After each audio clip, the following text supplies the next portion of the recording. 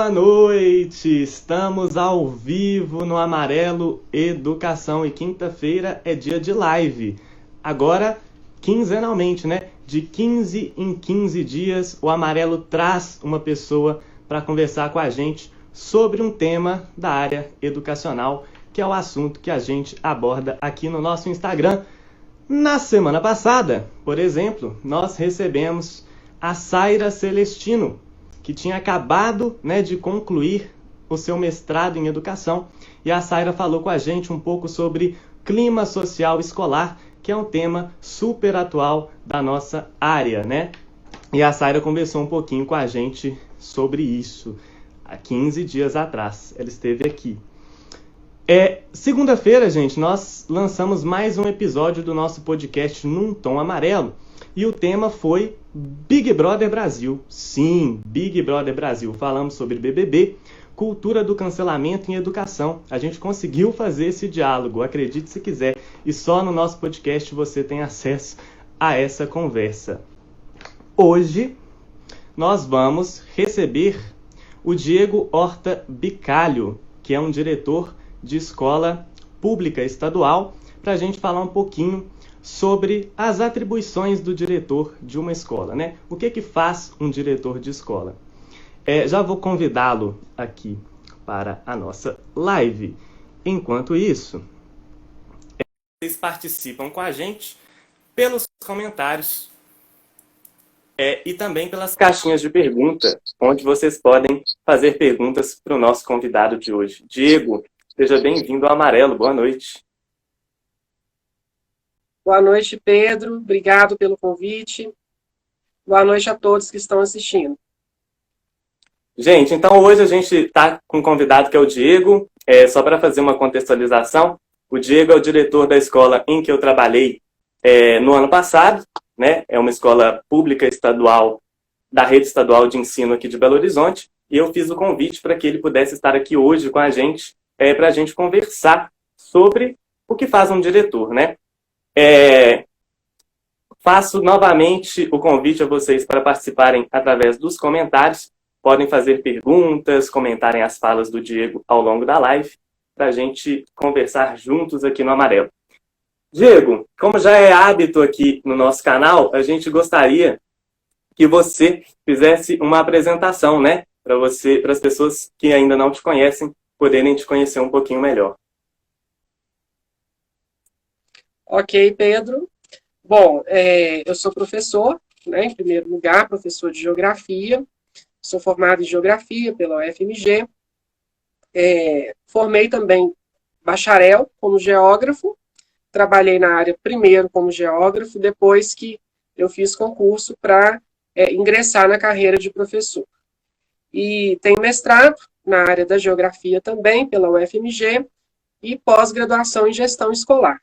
E atualmente estou diretor de escola, né, mas sou professor. Ótimo. O pessoal da Geografia está com tudo no Amarelo, né? A Saira, que participou, era da Geografia. A gente falou que o João Luiz está no BBB, é da Geografia. Agora recebemos mais um geógrafo e mais um educador aqui no Amarelo. Diego, é muito comum, para a gente começar a nossa conversa, né? É muito comum que quando a gente fala assim, o diretor escolar, a gente pense naquela figura de autoridade, né? Naquele cara da escola que quando ele entra na sala de aula, quando ele chega numa sala de aula, os alunos ficam até meio assim, receosos, né? Porque, é a figura do diretor, é aquela autoridade, né? Mas, o que faz um diretor, assim, na prática, dentro da escola? Pois é, Pedro. Quando eu estava em sala de aula, né, e antes de ingressar na carreira de professor, eu sempre achei a figura do diretor escolar uma figura muito genérica. Ficava observando, assim, nossa, eles ficam passeando pela escola, às vezes, né, só pedindo para fazer isso ou fazer aquilo. E, na verdade, o que eles fazem efetivamente? Né? Porque a gente entende a escola como um espaço essencialmente aluno-professor, aquela relação ensino-aprendizagem como atividade principal, né? E a gente, assim, sempre tem essa imagem de que o diretor ele tem que ser uma figura, assim, de autoridade e sem saber exatamente o que ele faz ali, né? Enquanto nós estamos em sala, enquanto os alunos estão estudando, né, ou merendando, enfim. E quando eu entrei na direção da escola, tem 1 ano e 7 meses, né, eu tomei um susto muito grande, porque a primeira coisa que eu senti foi uma solidão, que é a solidão do cargo, porque na escola tem um diretor só.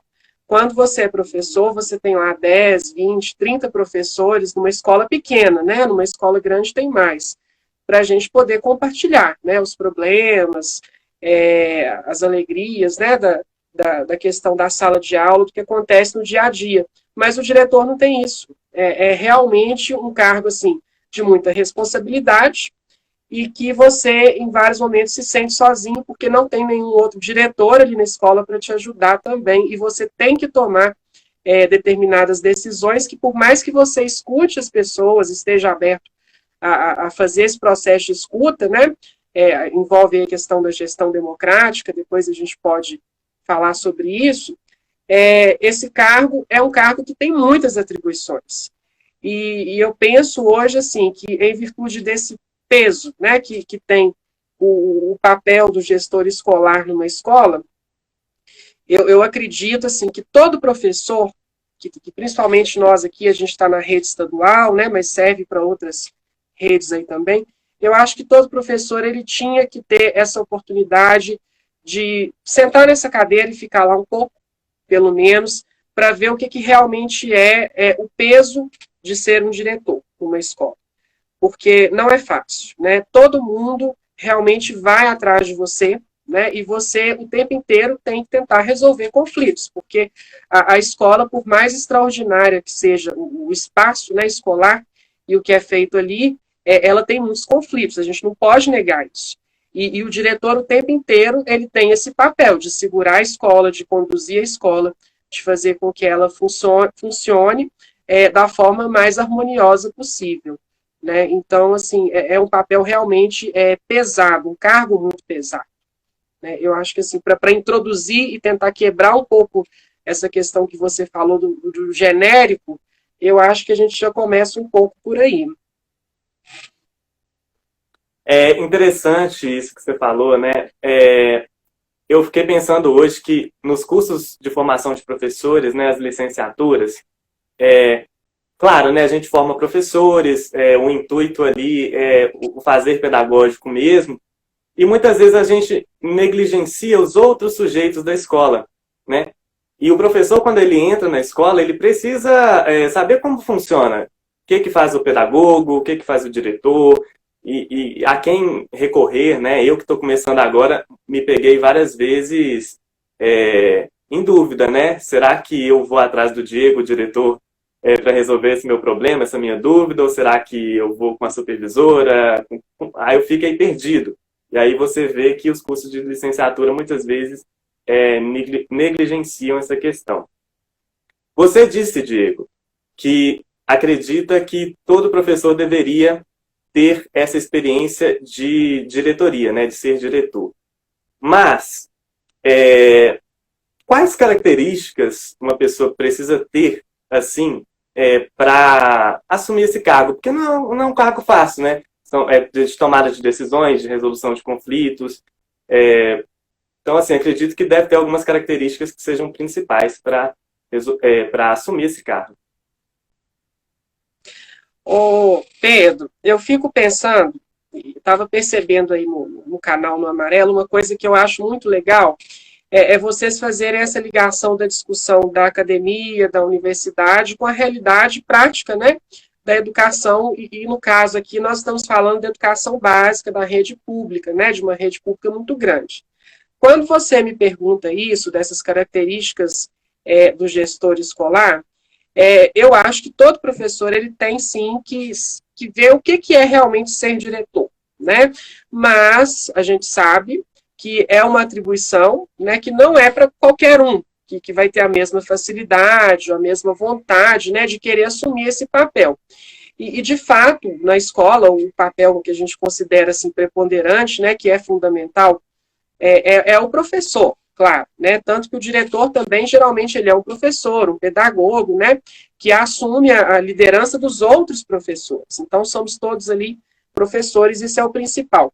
Mas, assim, essa questão da direção, eu acredito e poderia até ser mais bem aprimorado esse processo em várias redes de ensino, é o perfil técnico casado com o perfil humano. Porque não adianta uma pessoa querer ser diretora de escola se ela realmente não tiver esse desejo de aprimorar conhecimentos técnicos. E assim, eu estou falando de uma rede que você já entrou esse ano, tem visto como que é complexo a quantidade de resoluções, de memorandos, de orientações legais que nós, enquanto servidores, temos que seguir e que mudam o tempo inteiro e que chegam para nós o tempo inteiro, né? Então, a gente tem que ter esse perfil de gostar do administrativo, de gostar do papel, de gostar da leitura, porque qualquer detalhe ali que você não percebe, isso pode impactar toda a escola, né? Um diretor escolar, se ele dá uma orientação errada, por exemplo, para os professores sobre como fazer uma reposição de greve, né, fazer um relatório que não está condizente com o que foi exigido pelo governo, ou um relatório de atividades que foram feitas durante o ensino remoto, né, isso pode causar um impacto depois na vida funcional de todos esses professores, né? A escola que eu trabalho é uma escola pequena, tem mais de 30 professores, tem quase 50 funcionários. Então, assim, olha que é uma escola pequena, né? Imagina escolas aí maiores, que a gente tem muitas. Né? Então, esse perfil técnico, ele é essencial. Você fazer um processo de avaliação, fazer uma prova, igual a gente tem na rede estadual e talvez em outras redes, eu acredito que é bom que tenha, mas é um processo que talvez possa ser aprimorado, né? Porque a gente sabe que o processo de avaliação, todo processo ele é falho, né? Você só fazer uma prova de questão fechada, né? Poderia considerar outros aspectos também, para aprimorar a avaliação técnica para aquela pessoa poder se capacitar para se candidatar a ser um gestor ou se tornar um gestor, né? Cada rede tem uma forma de ingresso diferente. Agora, o perfil humano ele é essencial. Não adianta a pessoa querer ser diretor de escola se ela não gosta de lidar com pessoas. Ela vai lidar com conflitos, com visões diferentes, e, em primeiro lugar, ela tem que saber respeitar, mesmo não concordando, e, em segundo lugar, ela tem que ter uma paciência muito grande, porque realmente a gente recebe pessoas, né, que às vezes vêm para elogiar, mas às vezes vêm para reclamar, e a gente tem que saber lidar com isso, né, porque a escola é um espaço que isso acontece todos os dias, o tempo inteiro. Então, assim, é um casamento difícil, porém necessário. Perfil técnico e tem que ter um perfil humano também, para saber lidar com todas essas relações aí e diferentes aspectos, né, porque a comunidade escolar, eu pensava muito só no professor, quando eu estava em sala de aula e no aluno. E quando a gente entra na direção, a gente descobre um mundo que são os pais, que é a secretaria dentro da escola, que é a secretaria de educação fora da escola, o tempo inteiro também, né, cobrando e se relacionando com a gente. Então, assim, você amplia a visão e, ao mesmo tempo, você percebe que esse perfil humano para lidar com os problemas, ele é essencial para que a escola tenha uma boa condução, né, um ambiente assim de paz, também penso assim. Perfil técnico e humano foi a resposta do Diego, né? Porque às vezes a gente fala desse professor como uma figura de autoridade, mas muito se confunde também a autoridade com o autoritarismo, né? A pessoa acha que ela precisa, para ter autoridade, ela tem que abrir mão do diálogo e impor ali as suas vontades. Então, é fundamental isso que você diz sobre o perfil humano de um diretor também, além da questão técnica, né? A gente fala muito aqui, eu e Amalie, né, que a educação é isso, né? Lidar com o ser humano e todas as suas complexidades. Então, a gente tem que estar muito preparado para as relações mesmo, né? E olha só, Diego, a gente já recebeu um comentário aqui, falando de perfil humano. Viva! Olha só, deixa eu só contar um detalhe de bastidores. A gente, no Amarelo, a gente pede para o nosso convidado mandar foto, né? Para a gente fazer a arte de divulgação. Quando eu mandei a foto para a Amalie, que é ela que mexe com essa questão de arte, ela falou assim, nossa, mas ele é tão novinho, achei que ele fosse mais velho. Aí, tem um comentário aqui. Viva a nova geração de diretores. Diego, parabéns pelos feitos com a comunidade. Você ajudará muito para que mais uma escola não feche no estado de Minas Gerais. Já tem um elogio aí para o Diego. E já chegou também, Diego, uma questão. A Amelie também está comentando aqui horrores. Já chegou aqui uma questão do Gustavo Trajano. Ele já participou de live aqui com a gente também. E ele quer saber como é que é o processo de escolha de um diretor de escola, né? Ou seja, como é que você chegou nesse cargo? Como é que funciona no estado de Minas?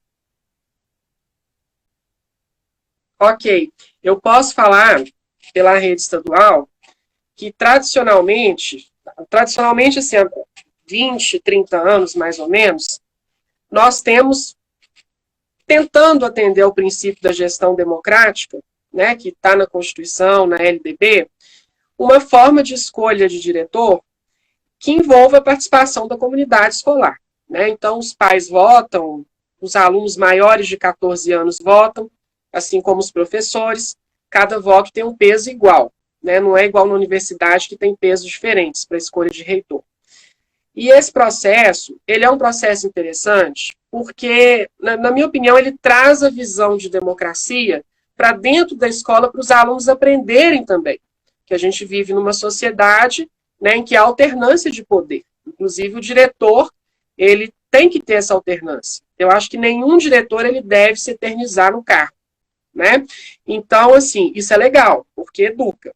Agora, por outro lado, a gente tem alguns problemas nesse processo, que é uma opinião minha, nem todos os diretores concordam.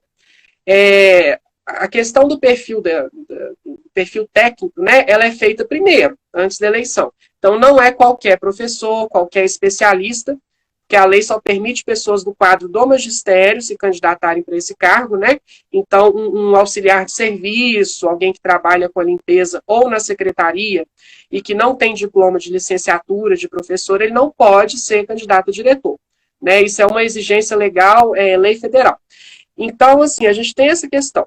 Agora, tem o perfil técnico, eles fazem uma prova primeiro. Se você não passa nessa prova, que no estado chama certificação, você não pode se candidatar a diretor. Essa prova, ela testa seus conhecimentos nas 3 dimensões que é cobrado do seu conhecimento da escola, né? Que é a dimensão administrativa, a dimensão financeira e a dimensão pedagógica. Essas 3 áreas são cobradas. Então, a partir do momento em que você passa nessa prova, se você tiver um tempo mínimo de serviço naquela escola que pretende se candidatar, que geralmente é 2 anos, pelo menos, aí você pode ser candidato. Né? Tem outras questões de documentos e tudo mais, mas de um modo geral é isso. Agora, sim, é um processo que, às vezes, é interessante, né? Porque precisa ter essa renovação, mas eu particularmente acho que 3 anos para um mandato de gestor, ele talvez seja um pouco curto para as mudanças, né, que são propostas no plano de gestão, porque todo diretor candidato ele tem que ter um plano, né, para poder ver o que ele quer executar para aquela escola. Vou te dar um exemplo. Eu falo que eu dei sorte, que a gente conseguiu uma verba de reforma da escola que a gente queria muito rápido, mas nem toda escola e nem todo diretor consegue. Às vezes fica 5, 10 anos para conseguir. E às vezes o diretor que conseguiu aquele recurso, ele não vai ver aquilo pronto no mandato dele. Às vezes nem começou a obra no mandato dele, apesar dele ter conseguido aquele recurso. Então, assim, fica uma coisa que o período temporal de 3 anos é muito curto. Talvez precisasse ser discutido. Não acho que o diretor tem que se eternizar, mas eu acho que esse prazo aí, ele atende uma lógica, assim, eleitoreira, que às vezes mais atrapalha o bom funcionamento da escola do que propriamente ajuda, porque 3 anos não dá para fazer muita coisa, não. Aí você tinha me feito uma outra pergunta, né, junto com isso, que você perguntou se eu queria me tornar diretor, como que eu me tornei, né? Foi por eleição, eu fui candidato único porque a diretora na escola, a antiga diretora, ela se aposentou, ela não se candidatou e não ia ter candidato na escola, porque lá ninguém tinha feito aquela prova, ninguém tinha participado, só eu que fiz e passei. Aí, assim, eu não decidi me candidatar. Eu conversei primeiro com os alunos, conversei com os professores, né? Alguns servidores, falei, gente, não vai ter candidato aqui na escola. Se ninguém se candidatar, virá uma pessoa de fora, que a gente não sabe quem que é. Né? Então, a partir disso, que me estimularam a ser candidato, que eu era o único que fez essa prova, e aí realmente eu decidi me candidatar, porque é bom que a escola tenha alguém que é da escola para ser diretor. Porque, tudo bem que vem pessoas de fora, e tem pessoas de fora que são ótimos diretores, mas nem sempre está certo, né? Então a gente conta um pouco com a sorte. Você falou aqui dessa questão de 3 anos, né, do mandato. A Amelie falou que também acha curto esse tempo, mas é curto para quem é bom diretor, né? Ah, Ela comentou. pode ser.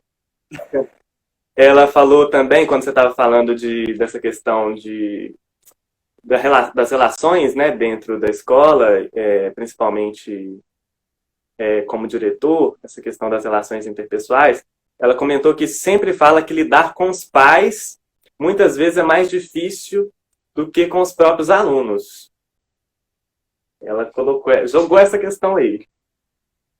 Polêmico isso. Polêmico, né? Difícil. É humanos, né? Se é pai, se é aluno, se é professora, o negócio é difícil. Mas você disse que meio que você não queria, você não tinha se preparado, vamos dizer assim, para ser diretor. Foi uma coisa de ocasião, vamos dizer assim. É isso que eu entendi? Foi ocasião. Isso, Pedro. Foi ocasião.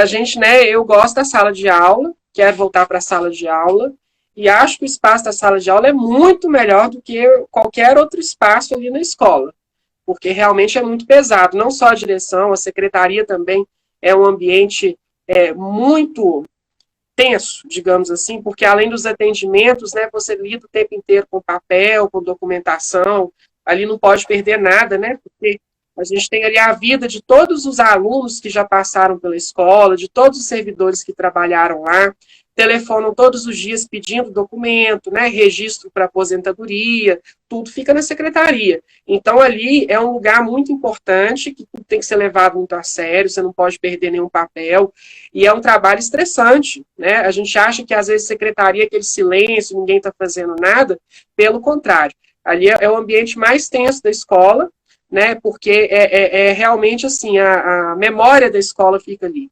Tudo que você precisa consultar, uma nota de um aluno, um histórico de um aluno que já formou há 20 anos atrás e resolveu continuar os estudos, tem que estar ali guardado, não pode perder nada, tem que estar tudo atualizado, tudo certinho. Então, assim, é uma responsabilidade tremenda. É por isso que o diretor precisa da figura do secretário escolar, que no Estado, inclusive, é um cargo de indicação do diretor de extrema confiança, né? Porque não pode ser qualquer um que vai manejar documentos e essas coisas todas, né? E nem todo mundo pode ter acesso ali, porque alguém pode alterar alguma coisa, né? A vida funcional dos alunos e dos servidores. Então, eu acho que é um pouco isso, mas o espaço da sala de aula é o melhor. Eu quero voltar. Agora, assim, como gestor, a gente ganha uma experiência incontestável, né? Que a gente realmente passa a ter uma visão bem global da escola. E entende melhor os problemas, os desafios, né? Por que às vezes algumas coisas na escola demoram para consertar, né? A gente entender como que funciona a questão das verbas, os prazos administrativos, né? Que não tem nada a ver com o tempo pedagógico, calendário pedagógico. Então, assim, a gente começa a compreender isso, entende que tem uma estrutura por trás gigante, né? De um sistema de ensino que administra mais de 3.000 escolas na rede estadual. Então, assim, para o gestor entender, eu acho que é mais fácil, às vezes, do que quem está por fora, né? Ah, por que não conserta? Por que não faz uma quadra? Por que não reforma aquilo logo? Né? E fica anos, assim. Então, assim, a gente compreende um pouco o que fica aí, né, nessa questão da burocracia, né? Que, inclusive, poderia ser mais ágil e funcionar mais em prol do pedagógico, que é o que realmente interessa na escola. Mas hoje eu posso dizer que não é bem ainda assim, não. A gente tem uma hierarquia, tem uma estrutura e prazos e processos que atendem primordialmente o administrativo primeiro. Eu não sei se eu respondi sua pergunta, que você falava um pouco de autoridade, dos pais, né? Essa questão polêmica, eu fiquei pensando aqui, sabe, Pedro? Porque, assim, eu gosto muito de receber os pais na escola. Geralmente eles não vão lá para brigar comigo, não. Mas eles olham para mim e eu acho que vê assim, que eu sou meio novo ainda, né? Não pareço diretor. Mas eu gosto de conversar com eles porque é importante, né, a escola ter esse elo com os pais. E eu acho que quando a direção conversa também com eles, não sei, parece que eles se sentem mais amparados, sabe? Assim, tem que ter os professores, né? Tem que ter a reunião com os pais, mas a direção também ter esse cuidado com eles. Eu acho que isso acaba ajudando os professores depois, porque vê que os pais estão lá, né, junto com a direção, tentando acompanhar a vida do aluno.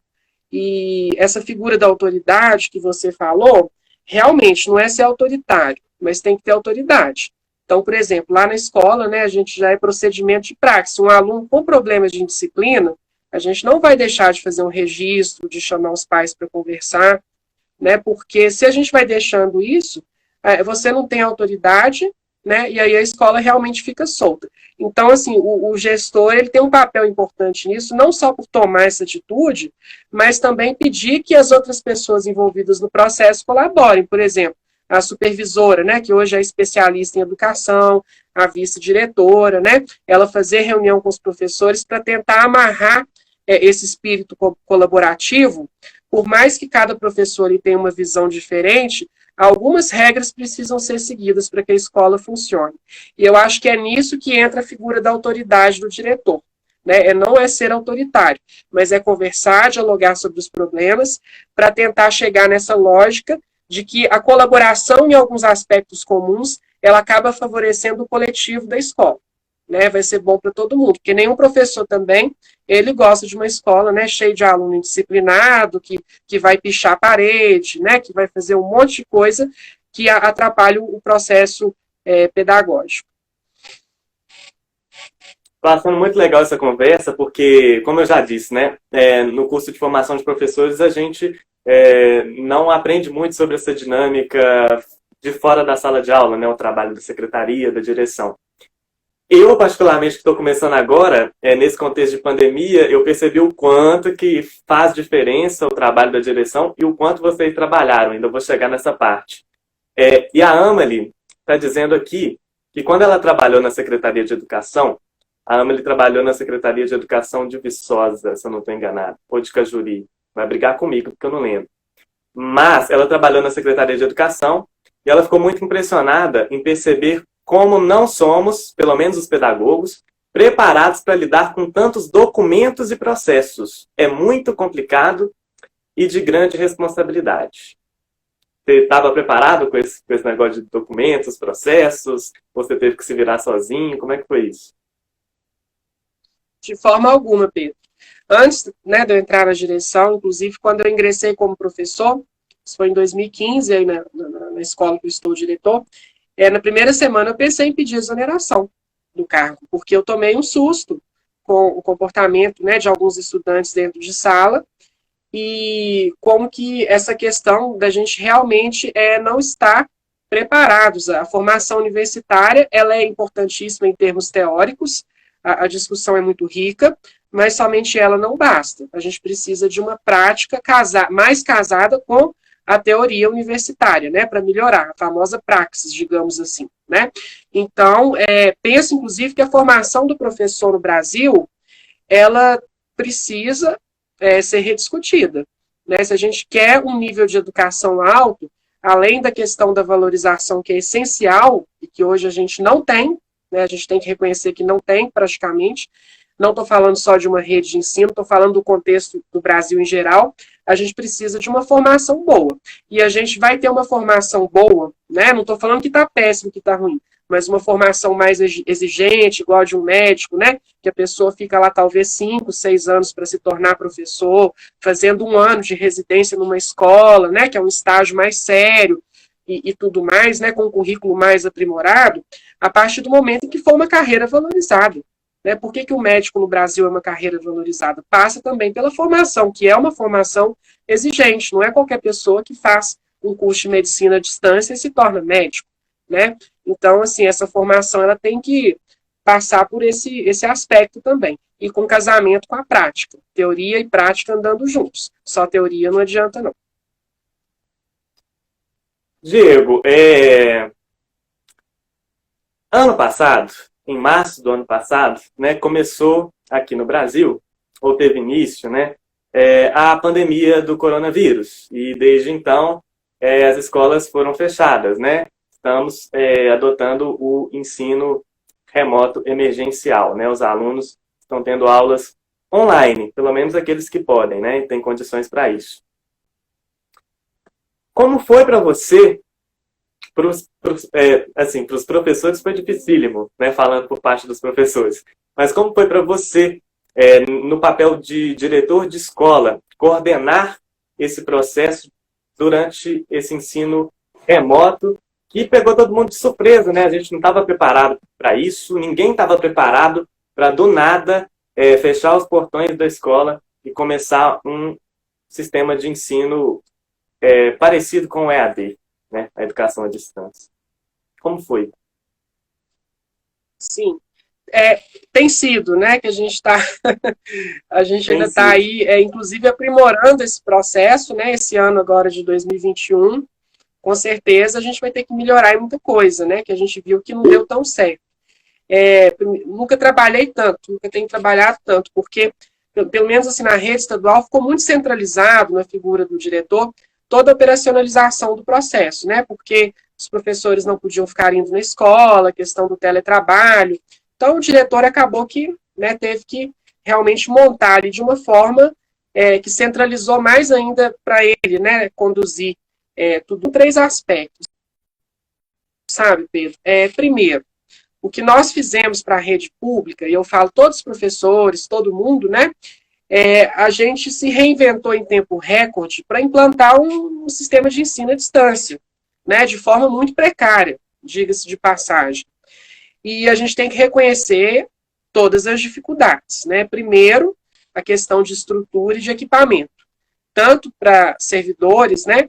Quadro administrativo e professores, ter um computador, um instrumento de trabalho que não foi fornecido na maioria das redes, internet em casa com uma velocidade boa, e também os alunos, né? Eu recebi foto de aluno que pegou o celular da mãe e tirou foto do celular dele, né? Todo quebrado e tal. Quer dizer, como que o estudante baixa uma apostila e faz uma leitura para estudar naquilo? Né? Então, a gente tem que ter esse primeiro aspecto aí, que passamos por isso e temos passado, e é uma dificuldade. A segunda dificuldade é a questão da ausência de treinamento e capacitação. Ficou uma coisa assim, meio cada um por si, né? Procurar saber, pesquisar no Google, aprender as novas ferramentas, né? O Drive, ter o hábito de passar a olhar e-mail, né? E é muita coisa, é muita tecnologia, é muita ferramenta, e nem todo mundo está no mesmo nível ali. Né? Tem, inclusive, estudantes com uma facilidade muito grande, professores também, e outros nem tanto. Então, acaba que tem uma dificuldade da gente andar junto nesse processo. E a terceira dificuldade também é a questão da assimilação dessa nova realidade que começou com essa pandemia. Né? Primeira questão do hábito, de você realmente criar um horário ali, né? Por exemplo, o estudante acordar 8 horas da manhã, ficar ali 4 horas sentado estudando até o horário de almoço, para depois ter o seu tempo livre, né? A gente não percebeu isso, né? E às vezes o estudante manda para a gente um PET, né? Uma atividade de madrugada, né? Vocês passaram por isso aí bastante, principalmente agora no final do ano. Né? Segunda questão do planejamento também. Você se planejar de tal a tal período, eu vou entregar essa atividade. Né? A questão dos horários também. E como e quando usar cada ferramenta. Né? Porque são muitas ferramentas. Às vezes é melhor mandar um e-mail, às vezes uma coisa mais imediata, um recadinho rápido, você usa o WhatsApp, mas tem que ter um horário também. Né? Então, assim, a gente ainda está aprendendo, todo mundo tem essa dificuldade, né? Tanto quem está na gestão, como quem também está executando aí, né? Não só os professores, e a gente, né, pelo que eu percebo do cenário atual, a gente ainda vai ter que lidar um pouco com isso, né? Porque penso que é difícil um retorno presencial como era antes, né? A gente ainda tem todo um cenário aí de instabilidade, né? Epidêmica, não sabemos exatamente o que vai acontecer. Agora, acho que o problema maior de todos nesse processo, juntando essas 3 dificuldades aqui que eu elenquei, é a questão da evasão escolar. Porque, infelizmente, né, num país com os problemas sociais como o Brasil, né, que é um país extraordinário, mas que tem, digamos assim, essa praga, né, essa herança terrível de desigualdade, que não é saudável em hipótese alguma, né? A gente tem uma população minimamente, extremamente rica, e a maioria muito pobre, né? Então, isso daí, evidentemente, atrapalha na escola. Então, a gente entender que a evasão escolar ela não é um processo só de desinteresse do estudante. Ela é um problema social, que envolve problema de família, né? Que envolve a questão de você não ter essa cultura, esse hábito do estudo, não ter as condições, as ferramentas. Como que você vai ficar ali num quarto, numa casa, né? Às vezes, 4 horas com um ambiente de concentração para estudar, se às vezes você não tem essa estrutura em casa. Né? Às vezes está com vários problemas lá, alguém está doente, né, do seu lado, é muito difícil. Então, assim, envolve essa questão também. Né? E a gente realmente, o REAMP, ele foi um processo, assim, emergencial, mas ele também é um processo de exclusão. Né? E isso não quer dizer também que a gente tenha que voltar imediatamente agora presencial, que a gente vê as condições aí de saúde, né? Toda essa questão aí por trás. Essa questão da evasão é um tema muito delicado e dramático, né? Porque até mesmo no ensino presencial, né? Quando estava tudo normal, no ensino médio, principalmente no Brasil, a gente tem constatado a evasão cada vez maior, né? Porque, como você disse, não é só uma questão de desinteresse do aluno, vai muito além, né? Vai de questões econômicas, né? Porque é o momento em que o menino precisa se dedicar ao primeiro emprego, por exemplo, porque ele tem que ajudar a família dele. Ele passa a ser uma pessoa responsável pela renda, né, dentro de casa, né? Então, às vezes, ele tem que abdicar do estudo para poder contribuir economicamente dentro de casa, né? Então, e agora, já tem, a Amália está dizendo aqui que ela imagina que a evasão tenha sido gritante durante a pandemia. A imprensa já tem trazido alguns dados sobre isso, e realmente o número de estudantes que evadiram durante esse processo de ensino remoto já é preocupante no Brasil. Agora, o desafio é a gente recuperar esses estudantes, né, nessa volta às aulas. Sim. Você estava dizendo, bom, enfim, na iminência, né, da vacina, começamos nesse processo de vacinação, ainda muito lento no Brasil, infelizmente, mas as pessoas já começam a cogitar a possibilidade das escolas abrirem para um retorno presencial. Qual que é o seu pensamento sobre isso, nesse exato momento? Você acha que estamos preparados? Você acha que a educação tem que voltar? O que você anda pensando? É polêmico eu me manifestar, porque nós temos pais que são radicalmente contra o retorno neste momento, e eu acredito que tem muitos pais que estão ansiosos pelo retorno também, né? Então, assim, é aquele momento que o diretor não vai falar exatamente o que ele pensa do ponto de vista pessoal, mas do ponto de vista como gestor, eu acho que a gente vai precisar de ter mais um pouquinho de paciência, porque mesmo se houver um retorno presencial, que não vai acontecer agora exatamente, né, por mais que seja intenção dos governos, com certeza não vai voltar como era antes. Né, vai ter todo um protocolo sanitário, vai ter uma redução muito grande de alunos em sala de aula por dia. Então, quer dizer, é um caso a se pensar se vale a pena esse risco, né, antes de realmente ter uma redução mais efetiva do número de casos de coronavírus. Porque uma coisa é um estudante, às vezes mais novo, né, que fica praticamente assintomático. Outra coisa é o risco dele levar isso para casa dos pais, dos avós, né? E esse risco existe, claro, a gente não pode negar. A escola, ela é, por excelência, um lugar de aglomeração. Né? Numa sala de aula, você coloca 40, com ventilação ruim, né?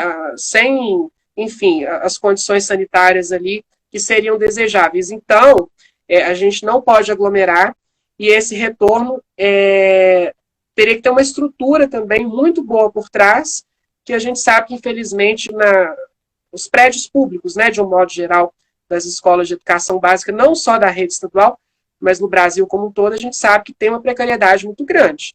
Né? Então, é um risco a se pensar. E a gente tentar esperar aí talvez mais um pouco para ver se as condições melhorem, né, para ter um retorno com mais segurança. Uhum. Mas só para as pessoas entenderem, como é que está a situação no estado de Minas Gerais, nas escolas estaduais, para 2021, como que vai continuar esse sistema totalmente remoto? Então, Pedro, isso aí, a Secretaria de Educação, ela costuma trazer as orientações, né? Até o presente momento, a gente entende que vai permanecer com o sistema online, mesmo se houver um retorno parcial, né, com redução de servidores e de alunos, eles vão manter o sistema híbrido. Inclusive, o que a gente está pensando aqui é realmente esse ano tentar aprimorar esse sistema online, porque a gente sabe que não volta igual era antes 100% agora, né? Não tem condição. Uhum. Nós já estamos chegando no finalzinho da nossa live, então se você que está assistindo tiver uma pergunta para o Diego, mais especificamente aí sobre as atribuições do diretor, fiquem à vontade para fazer a pergunta nos comentários e também na caixinha de perguntas. Diego, durante a nossa live você falou num termo muito interessante, mas um termo que na minha concepção, acho que ainda não está muito claro assim no campo educacional. Você disse sobre gestão democrática, que é uma palavra muito bonita, mas que na prática consiste em ações verdadeiramente democráticas. Como você entende gestão democrática e como que na sua prática como diretor você tenta implementá-la? A gente sabe que democracia não é fácil, né? É um processo difícil de ser construído, difícil de se manter e sempre tem falhas, né? A gente vê que o sistema democrático tem muitas falhas, e na escola também. Ela veio junto com a democracia no Brasil, né? Quando, a partir de 88, né? Quando começou a rediscussão do processo democrático, a gestão democrática também foi levada para dentro das escolas, né? Esse debate. E o que a gente tem é muito discurso e pouca prática, efetivamente. E pouca prática porque é difícil você fazer esse processo dentro do modo de funcionamento das escolas hoje. Né? Primeiro, você precisaria ter uma autonomia maior das unidades escolares. Eu falo isso de uma rede, mas, na verdade, todas elas, né, a gente fica muito engessado ali num sistema administrativo. Vou te dar um exemplo. Calendário escolar.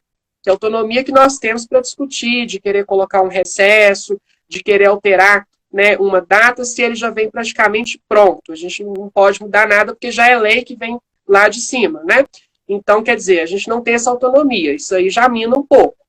Eu acho que talvez os gestores que estão acima de nós, né, nas administrações aí, das secretarias, né, dos governos, não só do Estado, mas outros aí, eles entendem a gestão democrática de uma forma e nós entendemos de outra, talvez.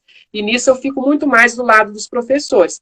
Agora, o que a gente pode fazer, com toda limitação, é dialogar com a comunidade, escutar os professores, ter um colegiado escolar ativo, que é um órgão importantíssimo dentro da escola para tomar decisões, né, para que um diretor não tome decisões sozinho, e tentar implementar aquilo que é possível. E muita gente vai criticar, muita gente vai propor muita coisa, e nem tudo vai ser possível numa escola. Né? Mas se você consegue manter um processo de diálogo, de escuta dentro da escola, né, do gestor, dos professores, dos estudantes, e que tem uma colaboração ali dentro, eu acredito que isso daí já dá essa característica de que a escola tem uma gestão democrática, porque a gestão democrática, ela não é o processo de escolha do diretor, ela não é o processo de votação, né? Por mais que isso seja importante, a gestão democrática é o que acontece dentro daquela gestão. O que ele vai fazer naqueles 3 anos lá, que vai imprimir para a escola uma característica de envolvimento da comunidade com aquela escola, né? E você só consegue isso dialogando, escutando, conversando e tentando aí fazer o que é possível, né? Que a gente tem que reconhecer as limitações também, que são muitas, né? Digamos assim. E no que toca aos estudantes, o Grêmio Estudantil é um instrumento de ação aí nessa perspectiva da gestão democrática também, né? Essencial, e eu estou torcendo para que a escola tenha esse Grêmio. Mas é difícil de implementá-lo ou como que funciona isso? É difícil. Eu, quando estava na sala de aula, eu tentei, junto com o professor de sociologia na escola, que os estudantes fundassem um Grêmio. Só que aí você tem que ter todo um processo de formação para eles entenderem que eles é que vão conduzir aquilo. né, a questão do estatuto, da organização, dos cargos, secretário, tesoureiro, né, e a proposta daquilo de fazer uma discussão mais ampla, né, do movimento estudantil, dos direitos e deveres, porque às vezes a gente vê na prática e tem grêmio que vira braço direito de direção de escola, e tem grêmio que vira com o propósito de querer tirar diretor de escola. Vai muito mais além disso, né? Tem todo um processo ali de formação no movimento estudantil, dos direitos dos estudantes, né? Então, assim, não é um processo fácil. Se você não faz um trabalho de conscientização, de formação, e aí eu tenho que puxar o lado das ciências humanas dentro da escola, né, que é essencial, e uma discussão saudável também, respeitosa, né? Então, se você não tem isso, é difícil você conseguir sustentar um grêmio numa escola por muito tempo. E ainda mais que o movimento estudantil, as pessoas que passam por ele é passageiro, né? O estudante está no ensino médio em 3 anos, depois vai para a universidade, forma. Então, quer dizer, tudo muito rápido, né? Mas, com certeza, ter um grêmio dentro da escola, ele dá uma vida para essa escola, né? Uma perspectiva de autonomia também dos estudantes, que vai, com certeza, ajudá-los na vida adulta em outras questões e discussões aí. Lá no nosso podcast, a gente fez um episódio falando sobre política na escola, e durante esse podcast eu fiz uma fala que é o seguinte: geralmente a escola é o lugar, quando tem uma votação para presidente, né, as nossas eleições, a escola é o lugar que é escolhido para que essa votação aconteça, né? Então as pessoas vão lá dentro da escola para fazer votação. Mas no dia a dia da escola mesmo, nem sempre a gente faz esse exercício de ter votação dos alunos, né? Por que eu falei isso? Porque quando eu fui votar pela primeira vez, eu fiquei numa aflição muito grande. Eu não sabia como é que era a votação. O negócio de apertar o botãozinho, de assinar o nome, de mostrar o título. Eu falei, gente, se eu tivesse passado por um processo parecido dentro da escola, isso seria muito mais fácil. E aí eu disse também que o estudante, o sujeito, né, geralmente ele tem esse engajamento político quando ele chega dentro da universidade, porque é lá que ele começa a pensar, ele tem demandas, né, políticas, né? Onde eu consigo assistência para me manter, onde eu consigo bolsa, quem me representa, e aí ele vai conhecer o centro acadêmico e todas essas instâncias de políticas de representação e atuação, né? E dentro da escola pública, a gente acaba, apesar da escola pública ser o lugar por excelência onde as votações acontecem, dentro dela a gente carece desses instrumentos democráticos. Então, é por isso que eu acho importante você ter trazido essa questão da gestão democrática, porque eu acho que ela engloba tudo isso, né? Foi só um comentário. Pedro, eu acho que nós... Inclusive, eu acho que assim, nós ainda não conseguimos explorar nem 10% do potencial do que pode ser uma escola pública no Brasil. A legislação não é ruim. A legislação que ela estabelece de possibilidades, da perspectiva de valorizar tanto o professor quanto os direitos dos estudantes, é enorme. O que está faltando é plano de ação. O que está faltando é pessoas com vontade de entrar na escola pública para fazer essa diferença. Porque nós temos um potencial aí imenso. Agora, cabe a nós ter esse senso coletivo, né, desse valor que a escola tem, para poder trabalhar todas essas lutas. Você imagina uma escola com grêmio estudantil, com uma gestão democrática, com professores aí se capacitando cada vez mais, né, com uma dedicação integral aos alunos, com aulas de reforço, com uma merenda escolar bacana, uma escola com uma estrutura boa. Gente, isso é o que tem que ser a escola pública no Brasil, né? E eu acho assim que existe o direito constitucional e cabe a nós corrermos atrás disso, porque a gente está formando para ser professor, né? Alguns aí vão pegar a direção, mas é todo mundo, né? A escola pública ali, todo mundo reivindicando.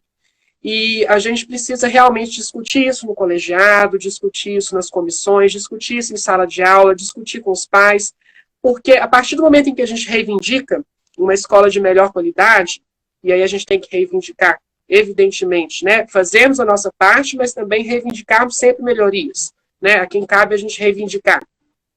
Todo mundo vai sair ganhando.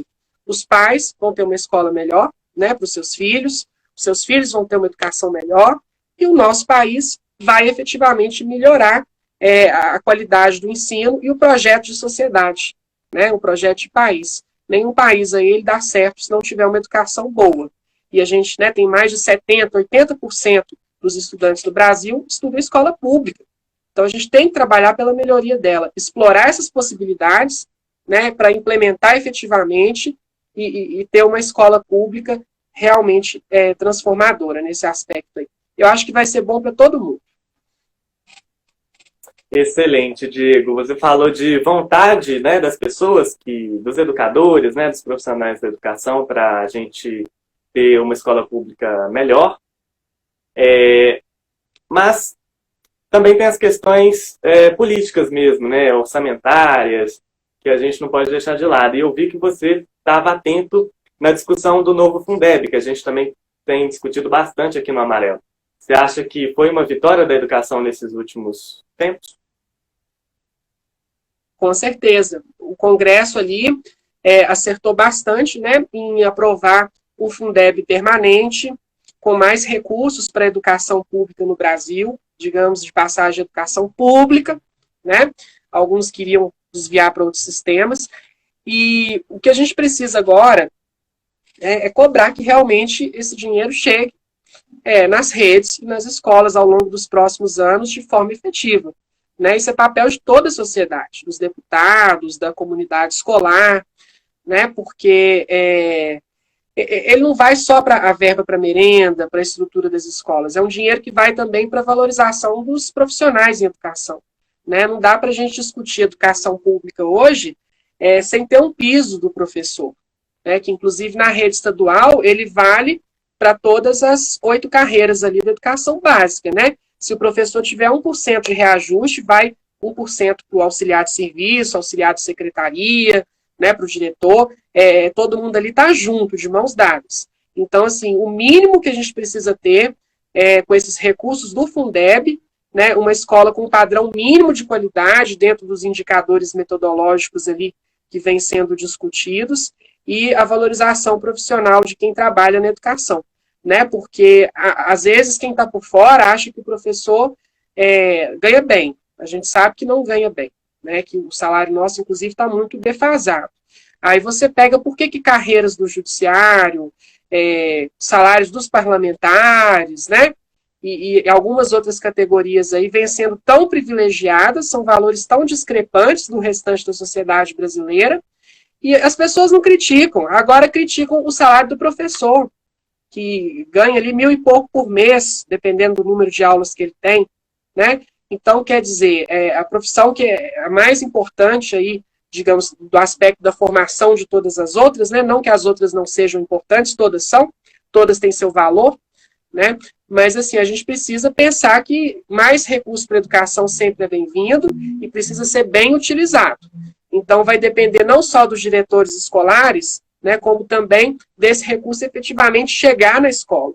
E aí a gente vai depender de um serviço público bem gerenciado, né, por quem está aí na esfera estadual, municipal e federal. Né, os tribunais de contas realmente cobrarem que o percentual constitucional seja de fato investido na educação pública, sem nenhum tipo de maquiagem.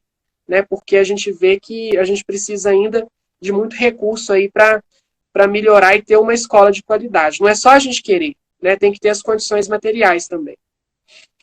Sem dúvidas, Diego. O grande gargalo do Fundeb, inclusive, é fazer o dinheiro chegar, né? Às vezes tem o recurso, mas o recurso não chega na escola, a gente não sabe, né, para onde esse recurso vai. O Gustavo está comentando aqui, ó. Hashtag Fundeb é público. O Gustavo ficou muito engajado, igual eu, quando estava a votação do Fundeb. Foi uma verdadeira vitória. Foi uma comemoração tipo Copa do Mundo para os educadores.